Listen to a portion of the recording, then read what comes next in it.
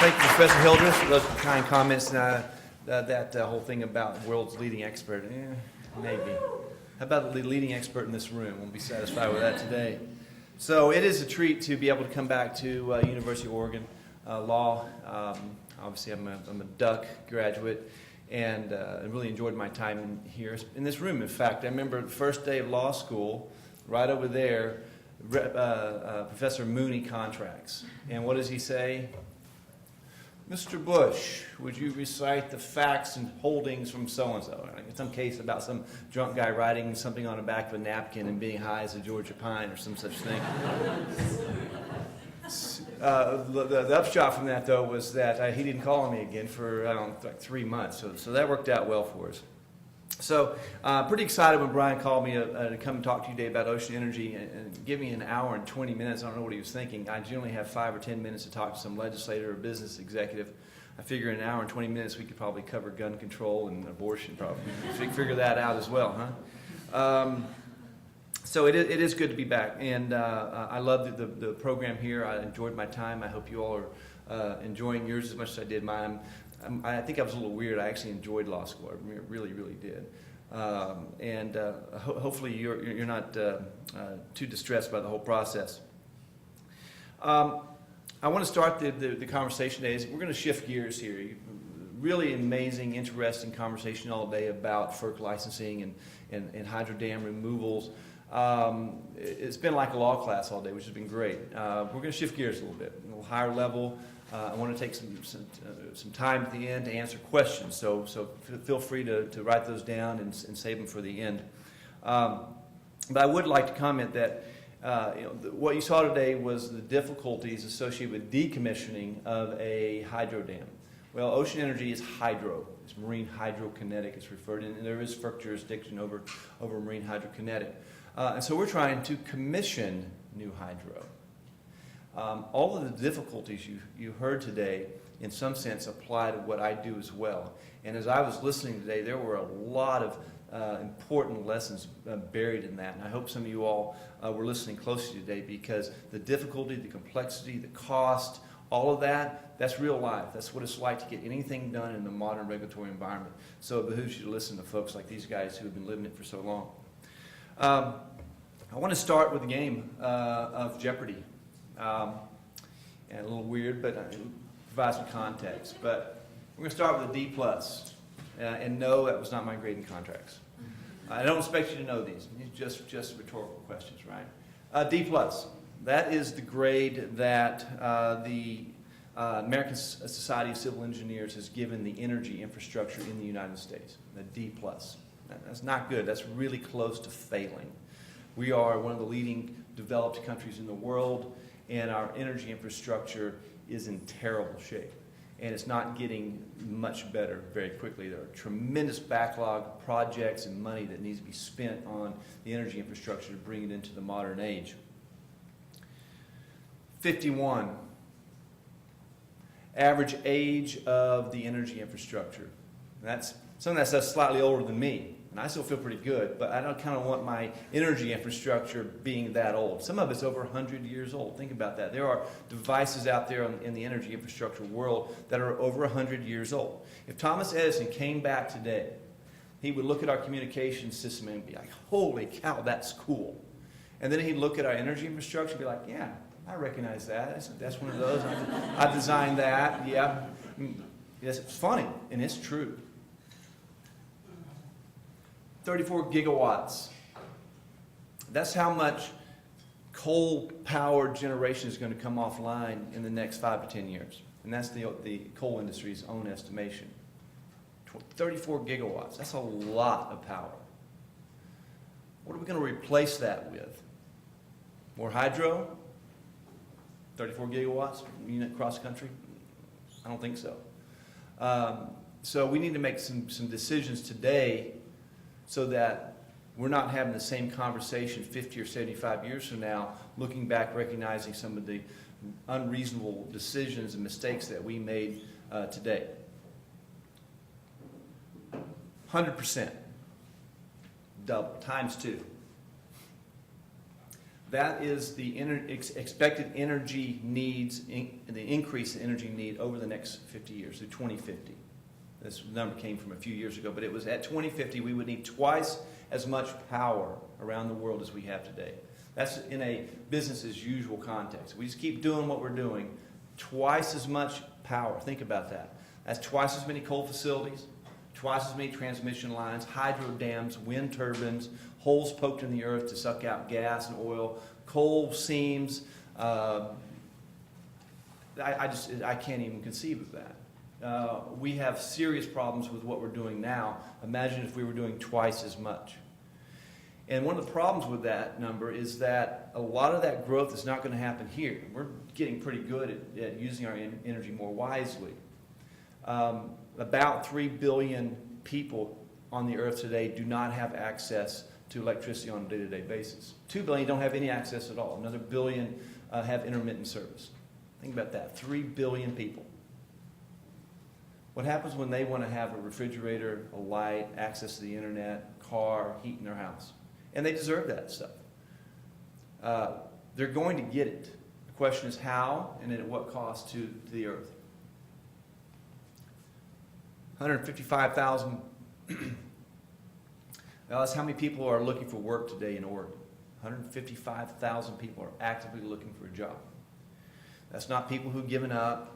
That number's a lot more. We're talking about 155,000 people actively looking for work. $5.4 billion. That's how much money the renewables industry has put into the Oregon economy over the last 10 years. $5.4 billion. That's a lot of money. So what are we talking about here? Can I give you a context there that's framing a serious issue relating to how we energize ourselves? We are an electricity-hungry society, and every developed culture in the world is continuing down that same path. We love a lot of electricity, and we need it to be clean, reliable, and that's very hard to provide.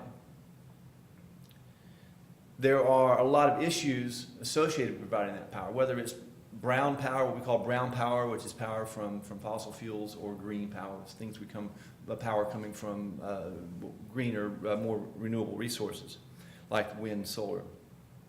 But they all have some sort of pro and con. Even wind, right? Wind, wave, solar, they all have impacts. Every form of energy generation has some form of impact. You have to remember that. Every form of development has some sort of impact. If you look at our energy infrastructure, some of these are very well documented. We know about environmental degradation. We know what those issues are. They've been around for a while. We get them. We've been working on them to try to improve them. But they're dramatic. We've got supply of energy for purposes of national security. This is a huge issue, and it's going to continue to be an issue. Fossil fuels are of limited supply, right, by definition. As the supply dwindles, the cost goes up, and that's going to be an ongoing problem that we'll have to face. And resource depletion will result in, and increasing prices will result in things like resource wars. We will fight over resources, not to mention things like water. They're already happening. But for me, all of those issues, either individually or collectively, are not as important as climate change. Climate change, unlike these others, has the potential to catastrophically undermine the Earth's ability to support humanity. To me, that's a bigger issue in the sense of scale here of these other issues. So I'm motivated primarily about how do we deal with climate change. Recently, the fifth assessment report for the International Panel on Climate Change has begun to release parts of their study. You're probably all familiar with the IPCC panel of over 2,400 scientists from around the world come together periodically every 5 years and write a new assessment trying to understand the extent of climate change and the causes. So there is an executive summary that's out there that's available, but the actual product is not yet out, except for a version that was released by a climate denier who somehow managed to get himself on the IPCC and then recently got the full, most recent draft and published it. And I found it. I read Chapter 3. This is a major, big document, by the way. It's 1,000 pages or something. Chapter 3 has to do with oceans, and I did have a chance to peruse that, as well as the executive summary. And I have some observations and quotes here for you. One of the quotes from the executive summary states this. In fact, it's the first bulleted quote in the document. Warming of the climate system is unequivocal. Think about that. That's scientists speaking. That's a bold statement. And since the 1950s, many of the observed changes are unprecedented over decades to millennia. The atmosphere and ocean have warmed, the amounts of snow and ice have diminished, sea level has risen, and the concentrations of greenhouse gases have increased. So these are dramatic, bold statements, and I think you recognize that for many of us, we didn't need to get to AR5. AR4 was adequate, so was AR3. In fact, for that matter, AR1 was enough for many of us to recognize the potential difficulties that climate change presents and to motivate us to do something about it. The ocean piece is equally frightening, and I'm no ocean expert. I'm a lawyer by trade, but I happen to focus on the ocean because I want to put ocean energy devices out there. Here's a quote from that Chapter 3. Ocean warming dominates the increase in energy stored in the climate system, accounting for more than 90% of the energy accumulated between 1971 and 2010. And they said that with, quote, high confidence. What does that mean? Think about that. It says, it continues on, it is virtually certain that the upper ocean between 0 and 700 meters warmed from 1971 to 2010, and is likely warmed between 1870 and 1971. So from reading Chapter 3 and trying to condense some basic principle from that, what I learned was that the ocean is taking the brunt of climate change. It is absorbing the vast majority, 90% of the heat, and the vast majority of the greenhouse gas, carbon dioxide in particular. Now, in one sense, that's a good thing for us because it actually softens the impact on the atmosphere and the terrestrial sphere. So if the ocean's absorbing most of that heat and carbon, then it's mitigating the impacts on our environment, our immediate environment. The problem with that is that it works all right in the short term, but the long term it creates even bigger problems because as difficult as it is to process carbon and heat out of the environment, the ocean is even less volatile. In other words, it takes even longer for the ocean to process that heat and carbon out of its system. So we already know that if we stopped carbon or greenhouse gas emissions at present day levels or even reduced them to 1990 levels, that the existing carbon in the greenhouse gases in the environment would continue the trend for about 100 years. But with the ocean, that's magnified many-fold. So it's helping us right now, but we're setting ourselves up for a long-term catastrophic event that starts with the oceans. So I recently read a book called The Atlantic by a guy named Simon Winchester. Great book about the Atlantic. Talks about the Atlantic from its geologic beginnings all the way through the great battles, the exploration that occurred, and kind of where it is today. How is the Atlantic Ocean faring? There was a fantastic story in there. I learned something new. Not too long ago, people and scientists thought that water compressed the same way that air compresses. Not true. News to me as well. So they thought that if you went down in the ocean where you got denser, where it got deeper and deeper, it would compress and become more and more dense, such that at some point the water became jelly-like. And so anything that we had ever put into the ocean, gold doubloons, dead soldiers, ships, whatever, somehow was settling down and sitting in this gelatinous substrate of water. And then eventually it was just the ocean was holding it, all this stuff down there for us to go get. It was holding it in reserve for us. Of course, that turned out not to be true, but it also turned out to be true in a way that we did not anticipate. in the sense of holding carbon for us, waiting to release it in the future. So we're going to pump tremendous amounts of pollutants and greenhouse gases into the ocean. It's going to hold it there for us, for our children and our children's children, and then it's going to release it. So this assessment of the ocean and the climate, it's sort of the equivalent of getting a medical diagnosis of your cholesterol level is 300, your blood pressure is 185 over 95, your EKG is erratic, you failed your stress test miserably, you eat donuts in McDonald's 5 days a week, you watch 4 hours of television, and you get zero exercise. And the doctor says, you know what, this is not looking good, we need to do something. So you can respond to that in a variety of ways, right? And you fall tracking the analogy, of course.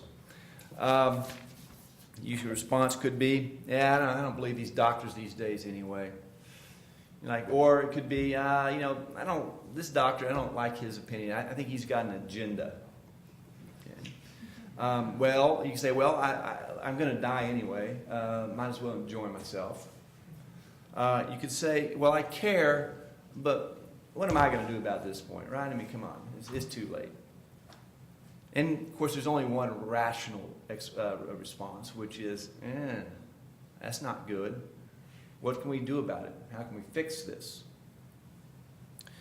Well, I suspect most folks in this room would find themselves in that latter category. You probably wouldn't ever find yourself physically in that situation, but being rational, you try to avoid that to begin with. And if it did turn out to be that case, you would try to fix the problem. Unfortunately, there are a lot of folks who are not so inclined. And one has to try to understand what motivates these kind of folks. They vote, they run for office, they make major policy decisions for our state and for our country. And it's sometimes very difficult when you're engaged in this business to understand just what the hell are these people thinking. It's really hard to understand. And I have to go back to the quote from Upton Sinclair, which I think, for me, captures the issue. And that is the quote that says, "It's difficult to get a man to understand something if his salary depends upon his not understanding it." And that seems to me to be the most basic reason why we are in the situation where we're divided as a nation, as a people. People simply refuse to accept the diagnosis and to do anything about it. But like I said, given my audience today, I'm pretty sure you're in that last category. You're interested, let's get off the couch. Let's do something about it.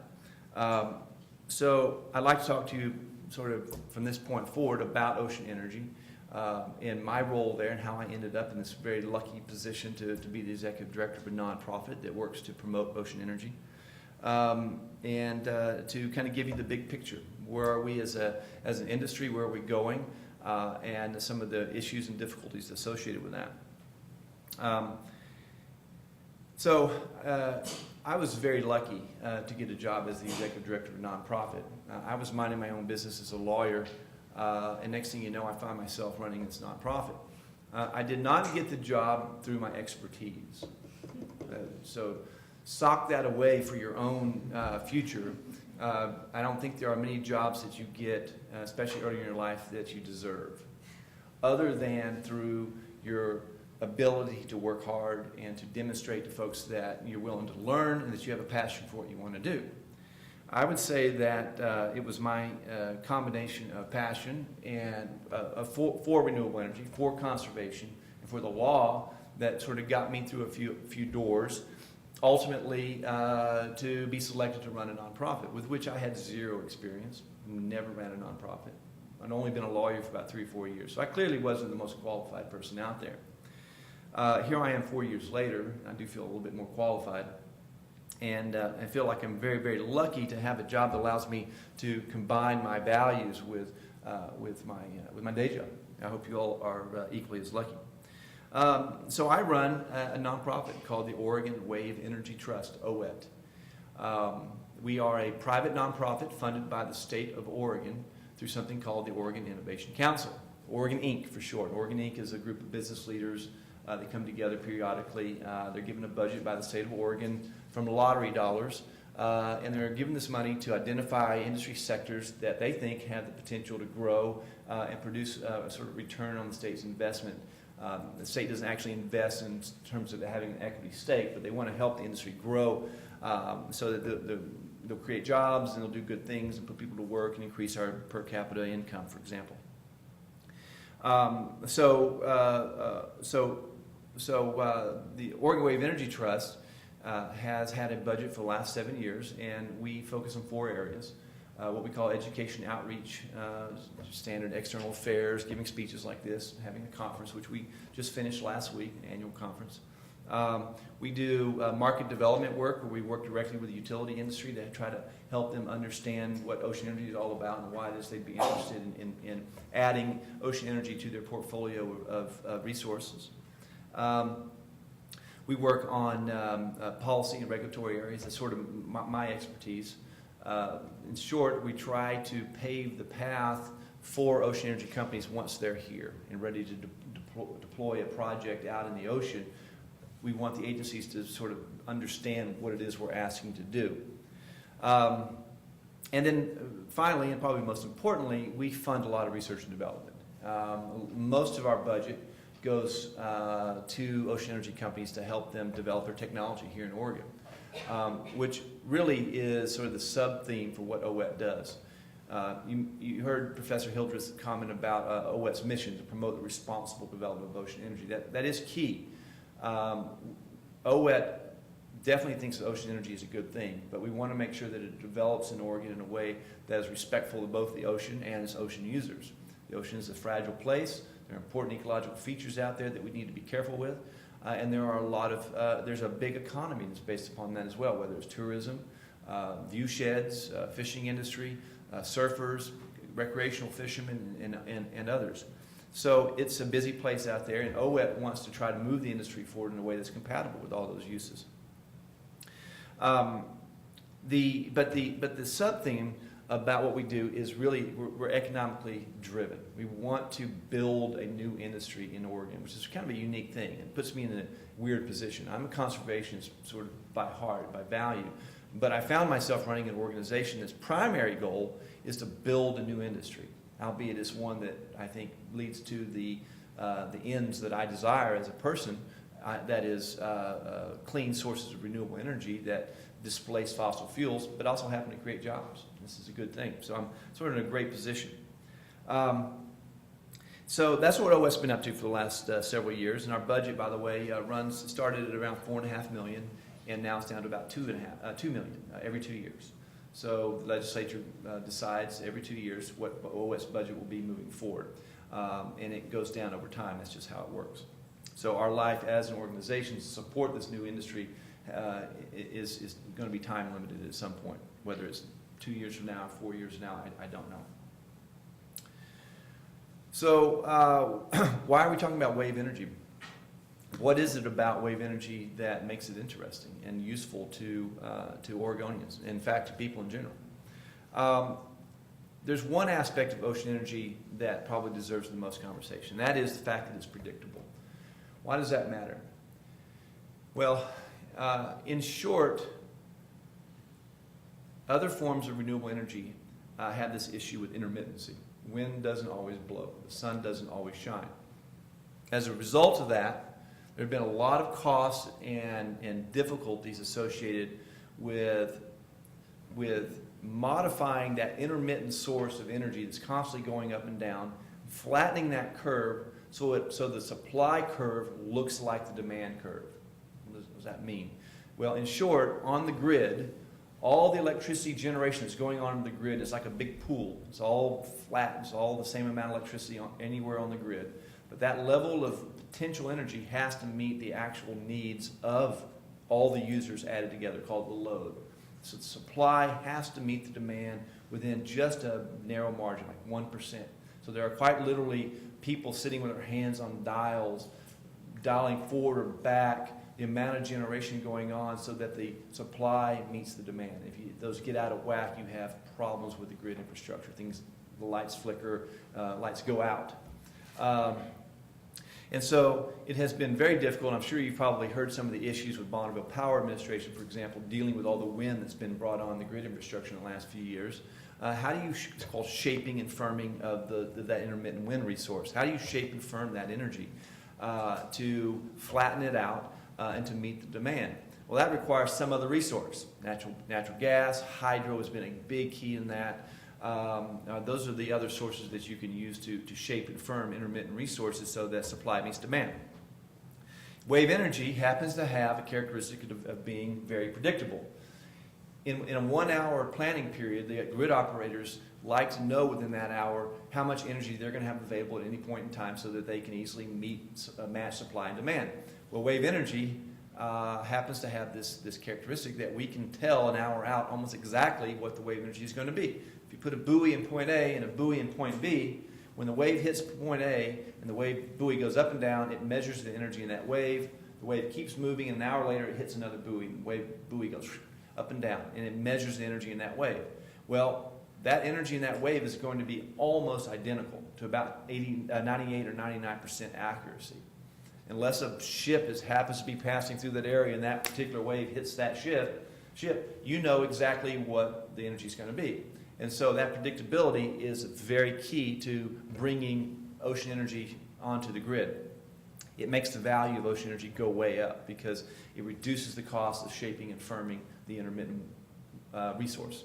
This differentiates wave energy from all the other sources out there, wind and solar in particular. There's also a lot of it. Ultimately, there's a tremendous amount of electricity or energy in the ocean. If you've ever been out there in January, you know what I'm talking about. And think about that all over the world. I mean, there are millions of terawatts of power in the oceans just stored there waiting for us to tap. Now, only, of course, a portion of that can be technologically and practically extracted, but it's still a tremendous amount. And remember that 100% figure. We're going to need it. It's also inexhaustible, right? If it stops being inexhaustible, we probably have bigger problems to deal with. And it's close to populations. If you look around the world, over half the world's population lives within about 100 kilometers of an ocean. So we're concentrated in beautiful places and places around the ocean. And so that's a wonderful thing. You got load, you got resource, and they're right next to each other. So what about Oregon? Why are we bothering to invest here? Why not California or Washington or North Carolina? Well, it comes down to these basic features here, and it starts with the wave resource itself. We have the best wave resource in the continental United States. But it's not just about the wave resource. That's important, but there are these other features. Northern California and Washington have approximately the same resource, but they lack these other features, and key amongst those is the grid infrastructure. Bonneville Power Administration owns a lot of grid infrastructure, transmission grid infrastructure. And transmission is different than distribution only by terms of the voltage of power that's running over those lines.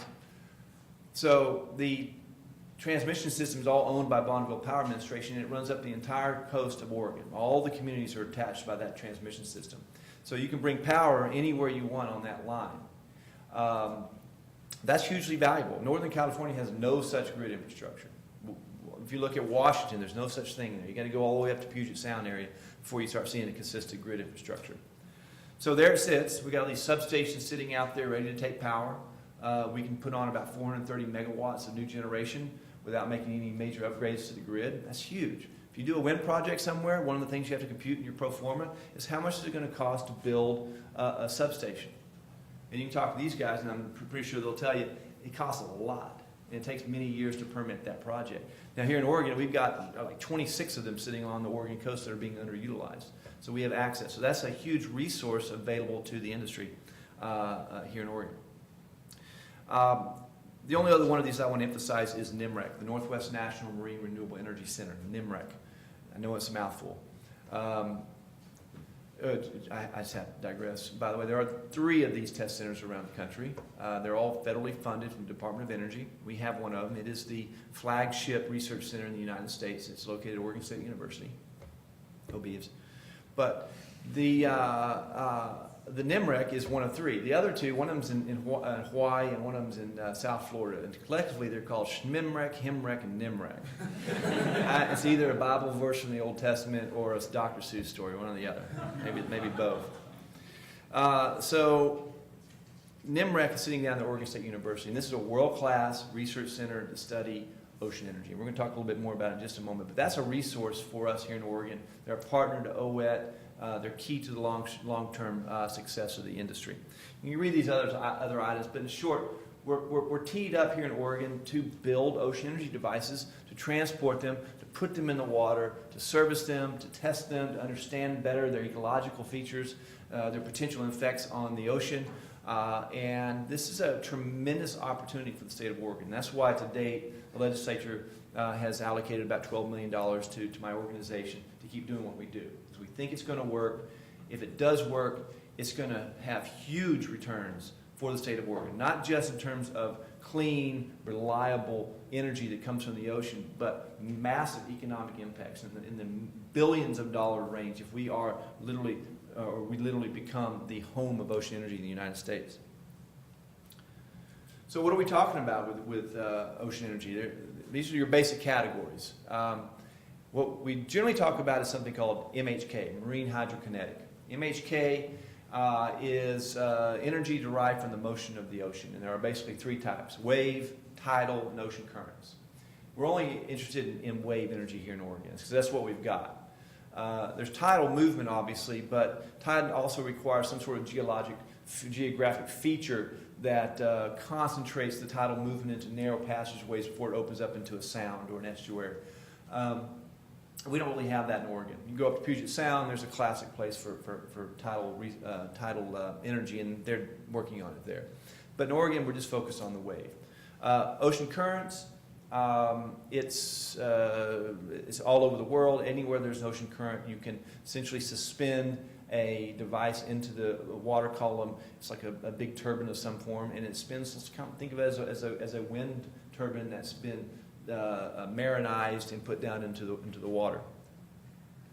And by marinized, of course, you mean I don't mean soaking your meat in some sort of soy sauce. I'm talking about closing up the device so that it doesn't respond at all to saltwater environment and is designed to live down in a really harsh environment. So we have currents off of Oregon, the California current, but it's not particularly strong. So we're not too focused on currents right now, but other places around the country there are strong currents that can be tapped. There's also something called ocean thermal exchange, OTEC for short. It plays off the differential between the warm water on the surface and cold water below. We don't really deal with that in here because we don't have any warm water on the surface. And then there's offshore wind, and this is definitely a major player in the future here in Oregon. We'll talk a little bit more about it in just a moment. So what are we talking about with these technologies? As you can see from this image here, the technologies are all over the place. They're sort of bizarre in many ways. They're diverse. They have great names like the Oyster and the Manta Ray and the Power Buoy 150 and the Dragon, the Penguin. They're great, and they all do it different ways. And when people ask about, well, which one of these is best? Well, two things. First of all, the question's a little premature. Give us a few more years, and we might start understanding a little bit better which one of these devices does what it does better than everyone else. And in general, that's referred to as a levelized cost of energy, LCOE. So in your future, you're dealing with these projects. It's all about LCOE, levelized cost of energy. The other thing, though, is that these technologies are all not designed to be large utility commercial scale projects off of Oregon's coast. We also need energy generation in places like tribal villages in Alaska, where they're paying over 50 cents a kilowatt hour to import diesel fuel and burn it in an engine. I was in the Caribbean a few years ago, and they had two old locomotives sitting out there with their rear wheels off, burning diesel, spinning a generator. And what are we, this is the 1900s? I mean, this is archaic, inefficient, dirty energy generation, and it's costing people a fortune, both in terms of the cost of their electricity and our future. So we can do things better. So these technologies, they're designed to operate in a wide array of situations, everything from large-scale utility projects down to a small strategic project like powering a listening device in the middle of the Atlantic Ocean or a light somewhere. So they run the gamut. Here's how they work a little bit. Some very basic animations. The top left there, I have a laser. Oh yeah. Top left, you have an overtopping device. You're essentially creating a head up here, and it passes down through a turbine and then returns to the sea. Called an overtopping device. You can think about that maybe as picture that as a jetty somewhere, where the waves are coming up constantly, hitting that jetty, where the jetty has different layers, and the water collects up there and goes through a series of turbines like a ping pong ball or a pinball bowl, and then goes back to the sea. Top right hand side there, you've got something called an attenuator, where the motion is right there in the joint. It's pushing probably hydraulic fluid to a generator. You've got the oscillating water column there. When the wave comes in, this cavern, and you can think of it like a cup put down into the water. And as the wave comes in, it fills that cup, it creates pressure that condenses the air, and it pushes it through a bidirectional turbine. And then when the wave goes back down, the air in that cavern decompresses and it sucks air back into the cavern. Push and pull constantly with a turbine that always spins in the same direction. Bottom right-hand side, you've got the heating buoy or point absorber. This is what we think about when we talk about ocean energy in general. We talk about putting buoys out in the water. Well, there are obviously power buoys that can create electricity, but they also run the gamut from these other types as well. So when you hear people talking about power buoys or ocean energy buoys, it's just sort of a generic term we use for ocean energy. So the heaving buoy or point absorber sits in some location, is anchored, it bounces up and down, it moves back and forth or left and right. There's 3 axes of motion in the ocean. And depending on the type of technology, it takes advantage of one or more of those motions. A few more here. The oscillating wave surge converter, it sits in the near shore and has some big fan type thing that gets pushed back and forth. You've got the rotating mass, which is the equivalent of a very large self-winding watch. As long as that thing's moving around, you've got a pendulum inside there spinning, constantly creating electricity. And then the submerged pressure differential, and they don't look anything like that, of course, but it gives you the idea that when you have a wave peak pass over a given point, there's more downward pressure than when the trough passes over. And that, based upon that differential, you can make something go up and down.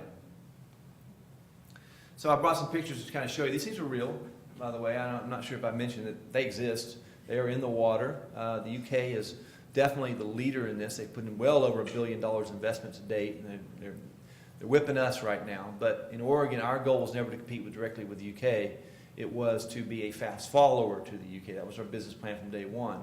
And it's been working quite well so far. So we're not first, we're second. And we got second with a lot less effort and money than the UK. But the UK, definitely the home of ocean energy. They've got many, many companies there. They've got devices in the water. They're creating electricity.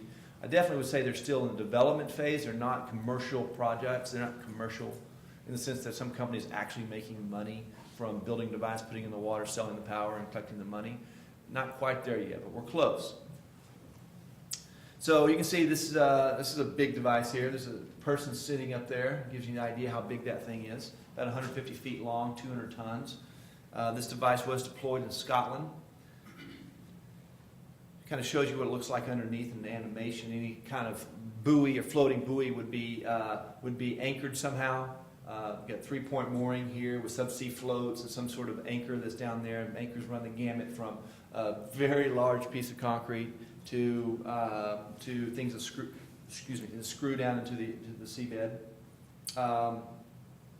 And then you'll have some sort of device that takes the power. In this case, the cable runs to this device. It's called a hub or an octopus.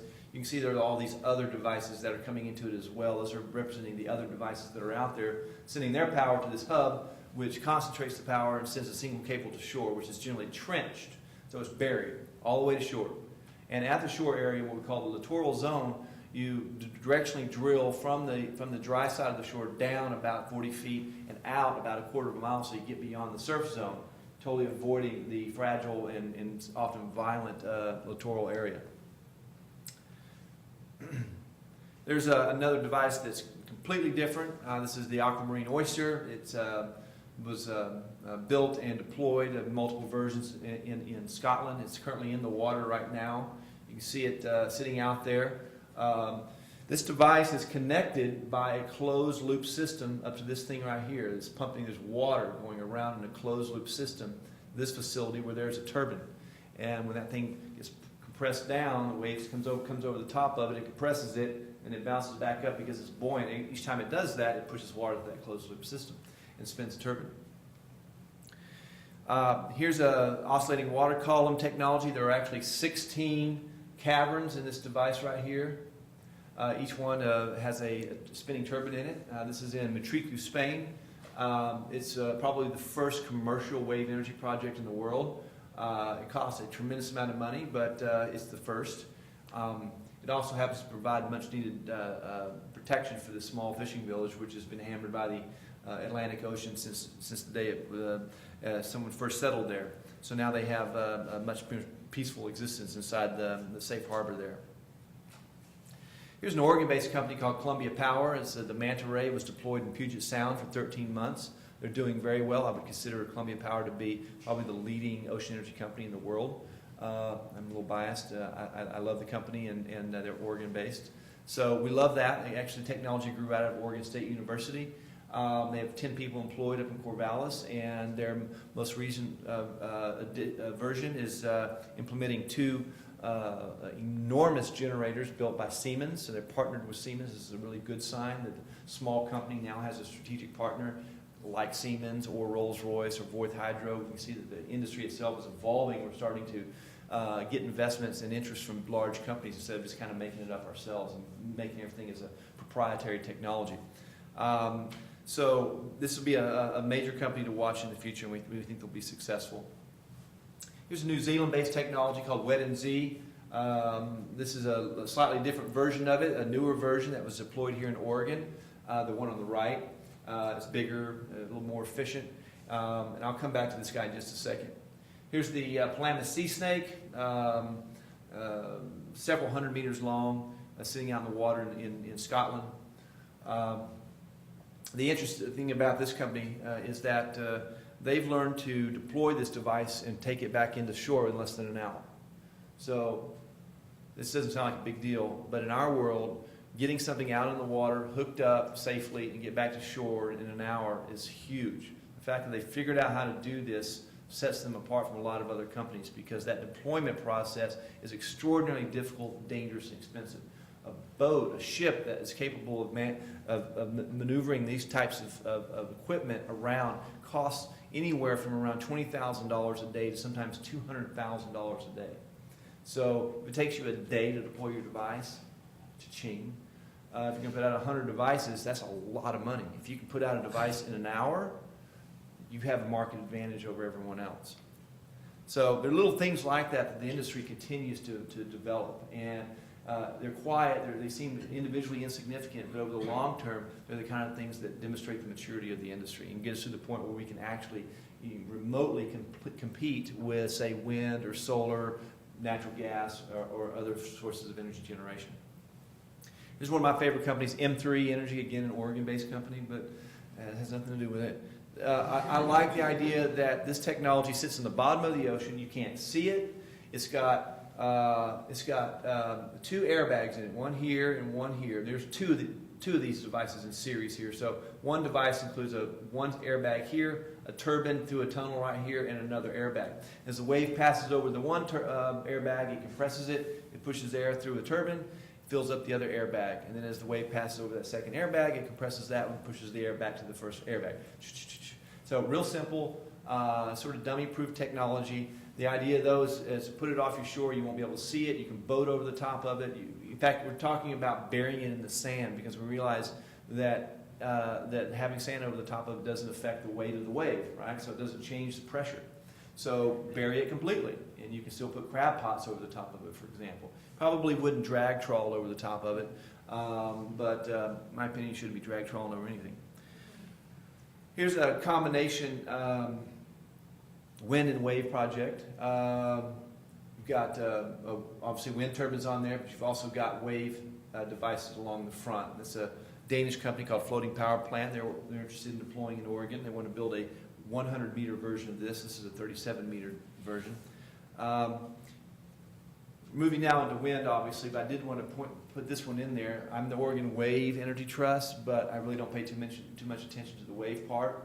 If it's large, it's built in Oregon, and it derives energy from the ocean, I'm interested, and I'm inclined to give you some money to go do something off our shores, like I did with this company, Principal Power. Now, this actual technology is in Portugal, but it's a U.S.-based company, and they want to do a project off of Coos Bay. That floating platform has been in the water now for about a year off of Portugal. It has a 2.5 megawatt turbine sitting on there. So what's up with the floating part? Well, in short, Oregon has a steep bathymetry. You go off our shore, it gets deep quickly. Unlike the East Coast or Europe, we can't use the standard technology, which is a monopile technology that mounts directly to the bottom of the ocean. You can only do that out to about 50 meters, give or take, before it becomes just too hard to do and too expensive. So if we're going to do wind out here on the West Coast, we have to think about it in a different way. And floating it is what we're going to do, and it works. There are already a number of companies that are working to do floating technologies because, in part, Oregon and the West Coast has, bar none, some of the best wind resources in the entire world. So we're going to tap it. The further out you go, the higher up in the area you go, the bigger the wind, the stronger the wind, and the more consistent it blows. So it starts to become, the efficiency levels start going up. And this will be huge for Oregon, California, and Washington. The other thing about these turbines is that in the ocean, there's no theoretical limit to how big you can build these things. The project that's going to happen off Coos Bay, they're talking about using 6 megawatt turbines. 6 megawatts. Think about that. The average ones out here in the gorge, 1.5, 2 megawatts, something like that. 6 megawatt turbines. There's already a 7 megawatt, 8 megawatt turbine in production, and they're working on a 10 megawatt. So what's going on here? The blade on this thing is like a 747. So on land, if you need to get that blade down the highway, up that road, and around the bend up to that spot, well, good luck. You might be able to get it up there. There's a physical limit. In the ocean, build them on site, have a big dry dock and a big crane that lifts it into position, and you just float it out to sea. And this next image is how that happens, by the way. So it also gives you a perspective of that freighter that's next to it. This is the kind of technology we're talking about. These things are big. So they build it right there. Eventually they'll fill that dry dock up with water, float it right out, and tow it out to the location. That's exactly what they did. So 6 megawatts, huge. 10 megawatts, huger. 15 megawatts, 20 megawatts. How big? I don't know. But at some point, 100 gigawatt size facilities to compete directly with gigawatt nuclear facilities and gigawatt coal facilities becomes a reality. And then the whole conversation changes. No more pretty pictures. NIMREC, I mentioned earlier, hugely important. They have resources that we rely on here in Oregon to make this industry happen. Pacific Marine Energy Center includes all of their testing resources, including some shoreside facilities like the linear generator, the wave flume, and the Tsunami Basin. And then we have 2 offshore facilities, both of them off of Newport. One of them is called, the north one is called the North Energy Test Site. The south one is called, creatively, the South Energy Test Site. PMEC nets and sets. PMEC is intended to provide as a resource to the industry so that companies can come here and test their device, whether it's a early stage technology or you're basically commercially ready to deploy. The North Energy Test Site already exists. It's not grid connected. The South Energy Test Site is going to be grid connected, and we're in the process of permitting that. Do have some pictures of these though. Linear generator on the left, something you stick your mechanical device on there, and it moves up and down, and simulating the ocean kind of shows you how your device is working on a very small scale. That is a tiny generator. We're talking about devices in the ocean that are big, if not bigger than, say, a tractor trailer. Bigger than a tractor trailer. They're huge. You got the wave flume here on the right-hand side, and companies come and mount their device in there and see how it responds to the waves. There's the Tsunami Basin. This is a hugely important resource here in Oregon. Companies come from around the world to deploy their device in there. These paddles across the back here work individually or synchronously to create any kind of wave state. You want to create one big push and create a single big wave. You can create an erratic sea state. So OWED has spent a lot of money on companies to come spend time in places like this. This is expensive. It's like $20,000 a day to have this up and running with all the technicians working and collecting data. And when it's all set up, it's pretty amazing to see. You have, for example, an array of 5 devices all in the water, and they're 1/33rd scale devices, maybe this big around. And they have lights hanging off over them, and there's lasers and cameras looking in, and there's a tremendous amount of data is all being collected, and they can learn so much from spending a couple weeks in this wave tank and avoid spending the hundreds or millions of dollars it takes to actually get a device out in the water. So I mentioned PMEC nets. This is the deployment last summer. Is sort of the initiation of this facility. It became operational last July, a year ago, July 2012. This is called the WET-NZ technology, Wave Energy Technology New Zealand. Here it is being floated out to its location. Here it's being filled with water. It's being ballasted. It's beginning to become vertically erect. There it is sitting in the water. This device on the left, the yellow one, is called the Ocean Sentinel. This device takes power from that device. There's a cable connecting the two, rather than running the power to shore, which is very complex and very expensive because of FERC. And years and years, at least 3-year planning process to connect to the grid. So we avoided that altogether initially by testing, by plugging the thing directly into this Ocean Sentinel. That device has all kinds of doodads hanging off of it. You can see sort of self-contained, has telemetry gear, sends the data back to shore. And that will be used for mid-scale technologies. But here's the more important side, and this is kind of what we're getting excited about in Oregon, because we're going to build the nation's first grid-connected in-water test site. It's called PMEC SET, South Energy Test Site. We'll have 4 cables going out in the water, so you can test 4 different technologies, or arrays of technology. You can put 3 of the same type on one cable coming to shore. Shore side, there'll be a visitor center, an office center, a layout area for the companies to work. This site has already been identified, and we're going through the permitting process. It's about 5 miles offshore from Newport. It's in the federal waters. Outside 3 miles is federal, inside is state waters. Called Territorial Sea of the state versus the Outer Continental Shelf, or OCS. So this is in the OCS. We're going to get to a couple more topics here. And let's just do it. Let's just go there. Now, let's back up just for a second. So we're in the OCS. So we have to get 2 federal permits or licenses. One from BOEM, the Bureau of Ocean Energy and Management. This is a law area, right? So y'all kind of interested.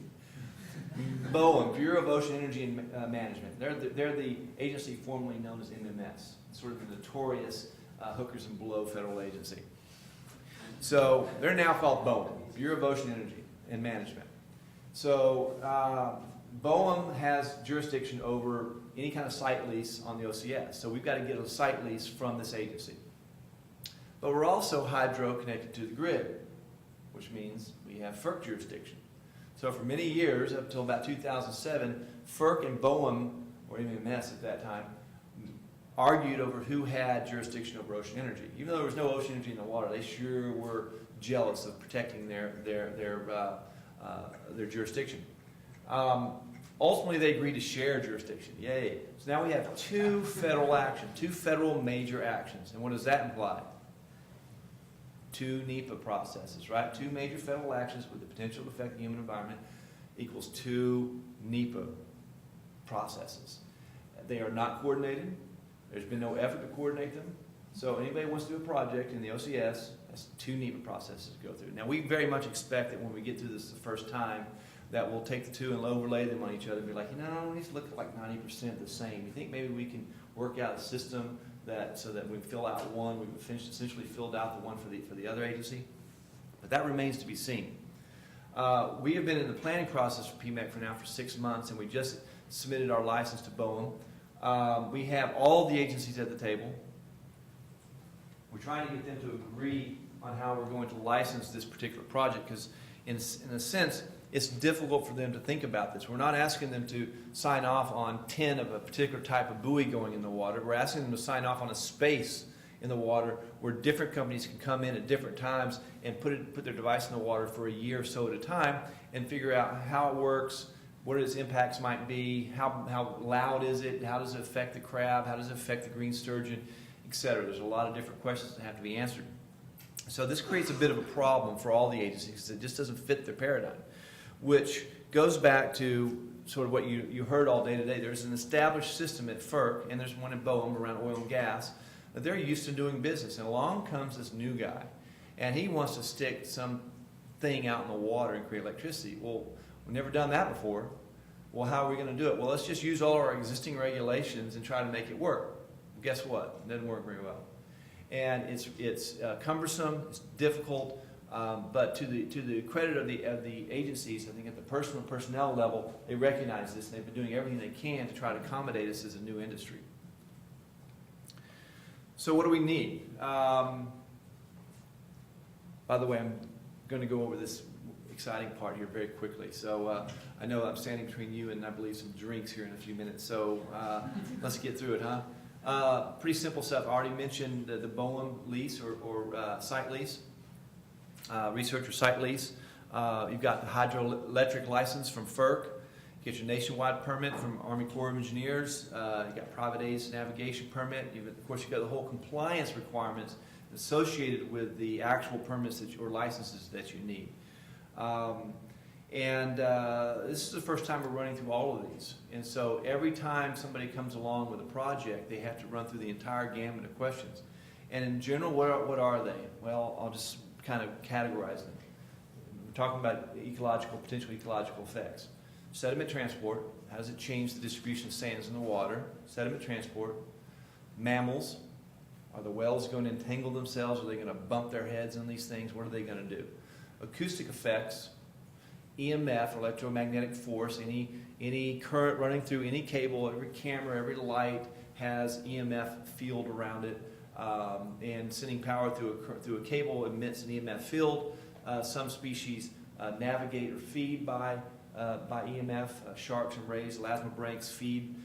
Salmon migrate using EMF or measuring the Earth's normal magnetic field. What happens when you introduce another one into that environment? Does it change their ability to feed or navigate? Where was I? So mammals, sediment transport, EMF, acoustics, we'll call it good. That's approximately the major categories we're looking at. Of course, you have to look at it much more closely. Some species are listed. You have green sturgeon, for example, is a listed species in our area, so we have to pay special attention to those. Birds. I'm sorry, that was the other one. Some folks are concerned that birds will somehow run into these things. As far as I know, they don't run into ships, but maybe they do. But it's not just about the federal level. There's also the state and local. And you can be sure that the local communities are going to be very engaged if there's a project off their shore that they're not interested in happening. If you're Cannon Beach and I'm a wave energy developer and I show up and say, I'm going to stick 100 yellow floating buoys 1 mile offshore and each one of them has a little red light on it. Woohoo! Cannon Beach is not going to be happy. And really, the local community or the county can be as difficult, problematic for permitting a project as the feds, the state can be. So it's everything from the federal level all the way down to the local level. Now, the interesting thing, of course, for you guys, you're all lawyers, and or will be soon, and you're going to start speaking this language, and this is what you're going to do for a living, and companies are going to come and pay you money to negotiate with state and tribal and environmental groups and utilities and BPA and the feds, and it's one big party, and you get paid by the hour. So it can be an interesting, good work, especially I think as we develop a more appropriate process that can accommodate renewable energy. Because in case you haven't figured it out yet, renewable energy inherited a big problem, and it's called history. All our regulatory systems were set up to address problems created by previous industries, fossil fuel industries in particular. Ocean energy, wave energy devices don't explode. They don't They don't degrade entire ecosystems or economies the way that the Gulf Horizon did. We don't have that level of problem, or even potential for that kind of problem. And yet, the protections in place were created to accommodate and to deal with those types of problems. So along comes ocean energy. What happens if my device fails? It sinks. It sinks to the bottom. It probably doesn't even have hydraulic fluid in it. So, yeah, there could be failures, and we have to deal with that. But in general, the worst case scenario for ocean energy is a much better scenario than failure of a gas platform or a floating oil derrick, LNG export facility, or any of the other fossil fuel infrastructure that's out there. But that's the game we have to play. Just a snapshot of the regulatory process. I don't want to go into this. I see some yawns already. I'll put you to sleep for sure. But you can see that this is a multi-year process. This is a best case scenario that we thought for getting PMEC sets permitted, a 3-year process. We brought all the agencies to the table to try to ask them, all right, what problems do you foresee? Can we answer them now so that we can get through the process in a reasonable amount of time, a 3-year time frame? And from my perspective, 3 years still seems like an absurd amount of time to just be able to put a device in the water and test it and see how it performs and what is its acoustic signature. But that's the way the system is set up right now. So we're working within that framework. So we're hoping a 3-year period, be operational in 2016. The big pieces there, of course, the BOEM lease, the NEPA analyses, the FERC license, all the associated consultations, and then state licenses associated with bringing the cable across the territorial sea. That's all that will happen in the state waters, is crossing it with the cable and crossing the shore. DSL, one case, and Parks and Wildlife for Department of Parks. Parks and Rec for the shoreline. So 2 other state agencies implicated there. Unless you think any of this is simple, it isn't. This is one of the most simple permits you get: aids to navigation. Make sure you don't put something in navigable waters that impedes people's coming and going. Not a big deal, right?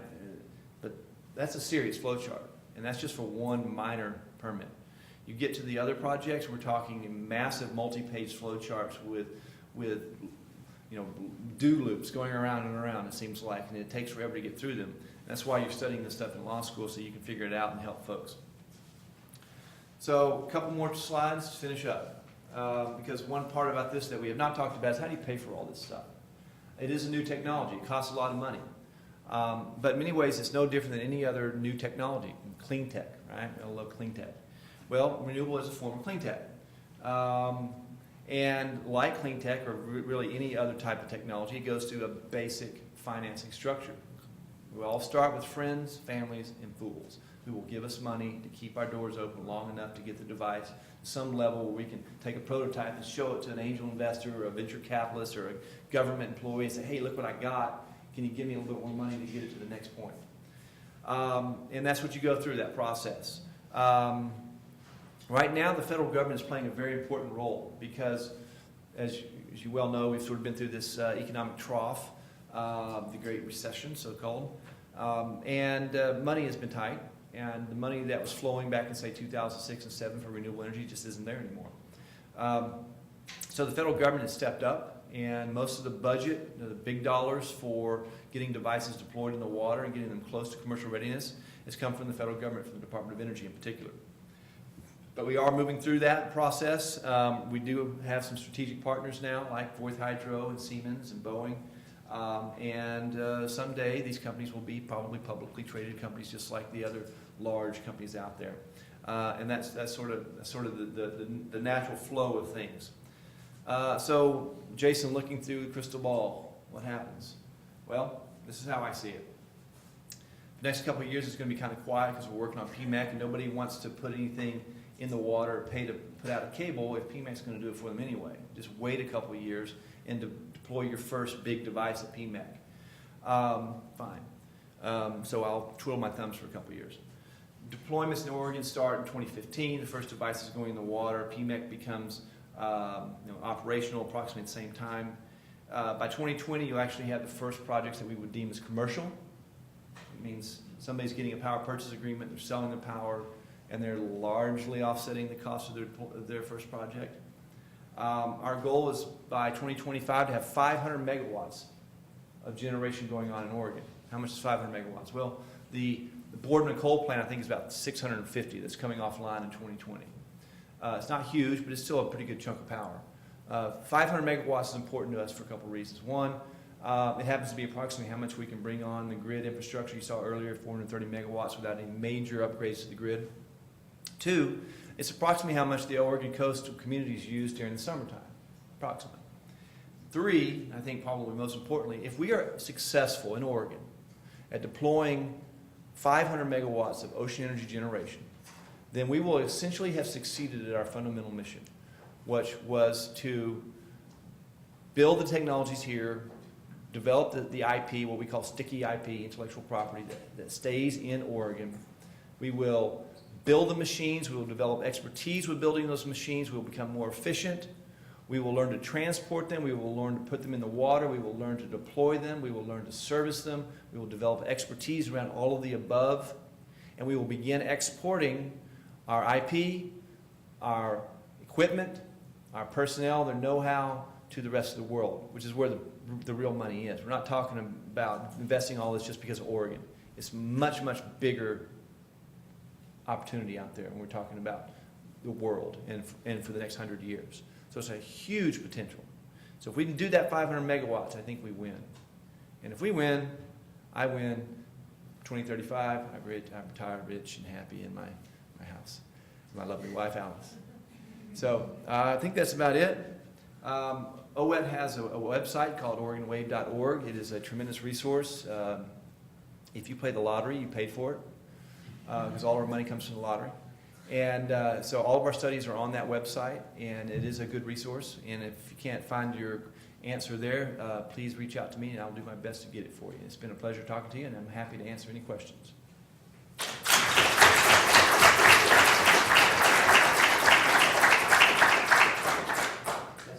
Is China researching this and doing the same type of thing? You know it. The big issue there, though, is the wave regimes throughout the world are dominant on the west coast of continents. So it is simply the reality in the world that the winds generally move from west to east. And so all west-facing countries or states like Oregon have the benefit of this prevailing wind. So Oregon, Western Australia, the UK, Portugal, Spain. If you happen to be on the east side of a continent like China or South Korea, now you still have some waves, and you certainly can develop the technology to a certain point. But in terms of getting across that finish line of demonstrating that it's financially feasible and commercially ready, you kind of got to do it here or a place like this. But you can bet they're all over. You wouldn't believe how many emails I get from random people in China who want me to come over and talk about ocean energy. One day I might actually take one of them up on their opportunity. Let's go to Spain. Spain, I like Spain better. Any other questions? Yes, sir. So operating in the ocean, I'm assuming that there might be maintenance costs associated with like the corrosion of it. How much would that be? How would that affect the cost? So it's a good question. Question is operation and maintenance in the ocean. It's an inherently dangerous, volatile, corrosive environment. Obviously, the operation and maintenance costs there are going to be pretty high. That's one of the aspects of the technology that's currently under development. We're working on non-toxic paints that are resistant to the barnacles, for example, but that can survive for many years. And there's no question that the companies are all thinking about how long they can manage to leave their device out in the water without having to bring it back in to pop the top off of it and kind of clean it up and redo things. It's going to be a natural part of it. You do it with wind turbines, you do it with solar panels, anything else. The question is how often do you have to do that and at what cost? So they're all thinking about ways, can you do it right at sea? Remember, you saw the Klamath sea snake. I can go out and grab my thing and be in shore in an hour. I have it out the next day with all new jigabobblers in it, whatever it needed. Back out in service. So cheap, and that's a winner in the market. Now, alternatively, if it's a big cumbersome device and it took you a day to get it hooked up and out, you're going to lose. What's the strategy in permitting? Do you go federal, the OCS area first, and then go shoreside from there, or do you start kind of shore out? Simultaneously. It's one big happy conversation. Everybody's at the table. Surfers, fishermen, NOAA, Department of State Lands, FERC, everybody's at the table. That room that we're doing PMAC, I think there's 25 people in the room, give or take. Governor's office, I mean, everyone's there. And we think that it doesn't have to be that way. You can do it any way you want it. But I think that we've learned that a collaborative, sort of simultaneous approach is the way to do that. And we're learning from other industries, right? We're watching these kind of processes like FERC relicensing. The folks that we consult with are people that have been working in these other industries. They're bringing their lessons to the table with us. How earthquake resistant are these kinds of technologies? And in the event of, say, a catastrophic event, would wave energy be something that can still be relied upon? Or? Yeah, it's a great question. And my wife, who's an emergency manager with Multnomah County, is kind of excited up here in the front. So that's a question we get pretty regularly. And the reality is that, especially if you're talking about a tsunami-related event with an earthquake, being at sea is a good place to be, as you might already know. We're not particularly concerned with tsunami issues. What we're more concerned with are shoreside facilities. But just to show you why we think this is a good idea, if you look at a place called Camp Riley, which is a National Guard facility up in Northern Oregon, just south of Astoria, it's right on the coast. They're very interested in ocean energy. They are I forgot the name of it. It's an Emergency Operations Center, EEOC, I think it's called. And so in the case of a major event like a tsunami or an earthquake, or a few years ago, a big windstorm, they all go to Camp Riley, which is self-contained, has food, water, energy sources, bunks, everything, and they begin rebuilding from that point out. They're very interested in having ocean energy right off their shore with what they consider a sort of a military-grade substation that can survive any kind of event and be ready to bring power right back on the grid and continue to energize their facility regardless of what happens around it, and then begin to rebuild the grid infrastructure and the roads from that point out. So there is potential. On the other hand, it is human-constructed stuff, and like bridges and churches and everything else. In a major situation, it can be completely destroyed. Right behind you.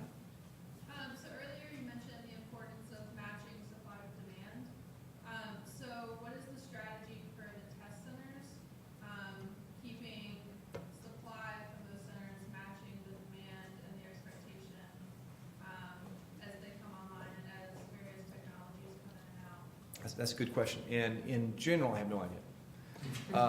I will say that we've talked about this a little bit.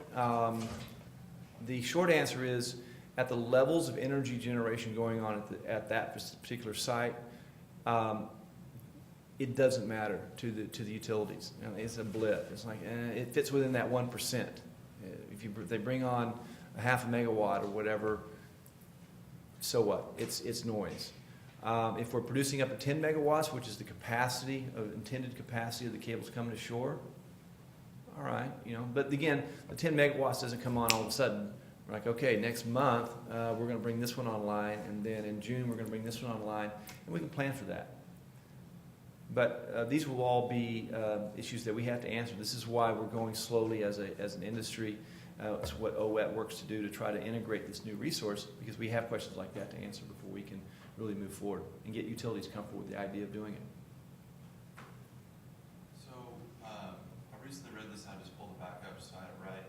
So Ocean Power Technologies was looking really good to put in a buoy off Reedsport maybe, and they kind of fell behind in the FERC licensing process, and they had some difficulties. Is there, and that seems like just the challenges of trying to pave the way in a new industry. Is there anything, lessons learned there, or kind of take home? Or you have no idea how many lessons are in that question. OPT, pioneer company, top of the food chain, first company with 2 IPOs, 2 initial public offerings, had $150 million. First to get a FERC license. They're the first wave energy company to get a FERC license. And I don't know whether OPT will ever deploy. It just goes to show you how difficult some of this can be.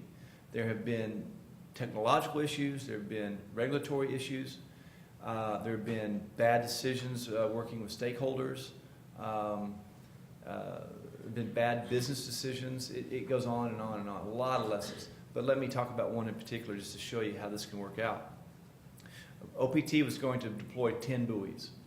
The first buoy was not going to be covered by the FERC license because it wasn't connected to the grid. And FERC was looking at that first buoy as sort of a test case. What does your buoy do? How loud is it? What is the EMF signature? Et cetera. And based upon their experience with that first buoy, they were going to issue the license of the additional 9 for a grand total of 10. Well, it took them 2 years longer than they had anticipated to get the first buoy in the water, which still isn't in the water. By that time, FERC had kind of gotten through its licensing process and issued their permit for the full 10 buoy array, except the first buoy wasn't in the water. So at that point in time, they said, well, we're going to absorb that first buoy into our FERC license. Now, all of a sudden, deploying the first buoy subjects that buoy to all the regulatory requirements, reporting requirements that applies to the 10 buoy array, including how do you pay for all of it? What are the environmental impacts for all of it? And OPT is not prepared to answer those questions. And they're kind of stuck right now. And unless FERC reconsiders this decision and says, all right, get your first buoy in the water, we'll exclude it from this and this and this requirement of the FERC license, and we'll let you move forward, then they're not going to move forward. And that's sort of the most recent problem that they've run into, but that's just one of many. It's been difficult. They are the pioneer. And unfortunately, as you've all heard the jokes, pioneers are the ones with the arrows in their backs, right? And they do not always get to their destination. But they did pave the path for companies that will be following behind them. It did seem like with the PMEC proposal that was laid out, that you're looking at a standardized system of capturing the energy and then transmitting it back to the shore side. And so I was just wondering, is there any potential to look into different methods of capture, different types of wire configurations? Or are you trying to just go for a standardized method and then set that as being the industry standard applications? So if I understand your question correctly, there are efforts to standardize certain aspects of the deployment. I'm not talking about the actual buoy or device that's collecting the energy, right? They're all different. But from that point forward, we're very interested in standardizing aspects, whether it's the anchoring and mooring system. If we can always use the same anchor, then we don't have to run through all the questions. Well, how big is it? And how much does it weigh? And what will it do here? What will it do to the set of transport? We've seen it before. Are you using X type of anchor? Check. All right, next question. So anchors, mooring, 3-point, 2-point, 1-point, 6-point. Then you have the type of cable that's going down to the hub. What about the hub? Can we standardize that? Is there a standardized way to trench the thing to shore? So there are these other aspects. We're very interested in trying to create as much standardization as possible. And there's something called the ITC 114, International Technical Committee of the, I've forgotten what, but it's a major international planning body that looks at everything like TC 08 was hydro industry 100 years ago. And they looked at standardizing the turbines and the connectors and the relays, and they're trying to standardize all this for a variety of purposes, including helping the insurance industry get comfortable with the risk associated with these projects and also for financing. All right, so if an insurance company is looking at a project and they don't know whether that particular safety device there that's intended to cut off the power under certain conditions, then they have to ask questions about that, and they're going to be concerned about it. But if we standardize it with TC 114, then we're like, oh, you're using one of those, check. And so standardization across the board is absolutely something that is an indicator of the maturity of this industry. Yes, sir. Are other countries, like especially Germany, ahead of us in this endeavor for ocean energy? The UK is definitely ahead of us. But the European countries in general have been investing a lot more money than we have. And they have incentives for ocean energy that we don't have, like a feed-in tariff, which is basically guaranteeing a company a set rate for the energy they produce. So they know that if they deploy 10 megawatts of generation, that they're going to get paid a certain amount of money for that. We don't have anything like that in the United States. So it puts us at a disadvantage. But the UK and Scotland in particular is clearly the world leader in ocean energy development. I would say that the United States and Oregon in particular is arguably a second place contender there. But clearly Germany with Siemens and Voith Hydro, they're all over this. They're definitely trying to parlay their experience with big pieces of equipment into the MHK industry. And that includes tidal, wave currents, wave energy, and also offshore wind. Looks like everyone's ready for drinks and hors d'oeuvres. All right. Well, it was a pleasure, and happy to answer any questions afterwards, so thank you very much.